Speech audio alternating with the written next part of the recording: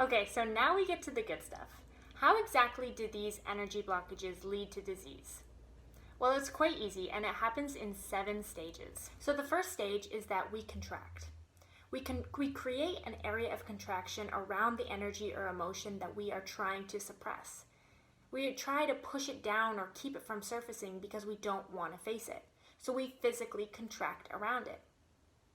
The second stage is chronic tension. That contraction eventually leads to chronic tension in the surrounding tissues. The third stage is that this tension starts to limit the flow of blood, lymph, nutrients, oxygen, and of course, energy to those tissues. And it simultaneously inhibits the outflow of toxins.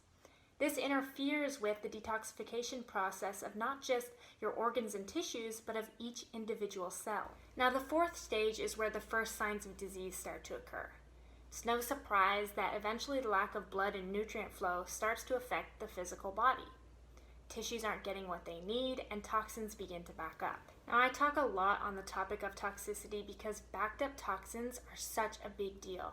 They have such a major effect on your health. Now, this is when people start to experience symptoms like fatigue.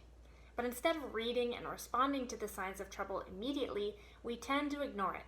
We tend to push ourselves to just keep going and keep up. And at this stage, your energetic resources are also feeling the burden, because it takes a lot of those resources to constantly manage and suppress energies that are designed to flow. The fifth stage is the downward spiral. If the first symptoms like fatigue were ignored, we soon start to notice other symptoms as the body begins to malfunction in other ways.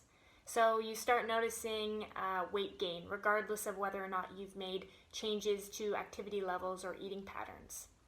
Digestion becomes compromised. Your joints start feeling tight or sore. Minor skin complaints arise. Your sleep becomes poor. And then you start catching every bug that seems to be going around, and so on. And at this stage, modern medical tests won't pick up any red flags, except maybe some deviances within your white blood cell count. By stage 6, we have moved into sick mode. Symptoms have gotten worse, and the goose chase of going from doctor to doctor has begun. And it is in this stage that we are given some kind of label or diagnosis. The final stage, or stage 7, is the Band-Aid stage. Many people, after receiving a diagnosis, will decide to take the medication or go through with the medical procedure that the doctor is suggesting.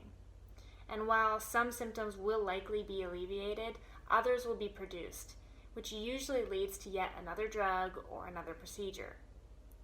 If energy blockages, along with the other major factors contributing to disease like viruses and toxicity, have not been addressed, then the root cause of the illness has not been addressed. And you'll find yourself stuck on this merry-go-round, where you're going back and forth between symptoms and drugs and symptoms and procedures and symptoms. So you can see from these 7 stages how stagnant energy contributes to disease. But it's also clear that disease doesn't just pop up overnight. It takes time for serious health conditions to develop. But if we learn how to be attentive to the signs, and if we learn how to properly manage our lifestyle and diet choices, reduce our chronic stress, and address the root causes of disease, like viruses, toxicity, radiation exposure, and energy blockages, then we can shut off illness or imbalance at the source and return to complete health. Anything other than addressing the root cause of illness leaves us chasing our tails and spiraling down from one symptom to the next. And if you're willing, along the way, you'll start to understand how to listen to the needs of your body. You become attentive and empowered with knowledge and practice to hear and respond to really the needs of your cells. You'll notice when you're feeling backed up and toxic and need to adjust your diet to support detoxification for a time. Or you'll notice if you are feeling stagnant and slow, experiencing tightness in certain body areas. You'll come to recognize when you need to address energy blockages. It's this beautiful journey that empowers you and makes you attuned to the deeper needs of not just your body and its cells, but attunes you to the needs of others. And in this, we can grow and experience the love and freedom that God has designed us to live in. And remember, He created the energy that is coursing through you. He designed it to be able to flow freely. Now, true freedom only comes through Jesus Christ.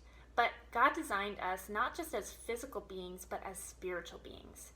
It is the spirit that gets to live on with him in eternity forever, but it is the body that helps us to live out the purpose and plan he has for us here. So we have to know how to take care of both beings. And as you learn how to unblock energy, tackle disease at the root, and grow in relationship with Christ, you are addressing and loving both of these beings. So let's get to addressing the root causes of illness, starting with unblocking energy blockages. Thanks for watching this video, guys, and there will be more to come.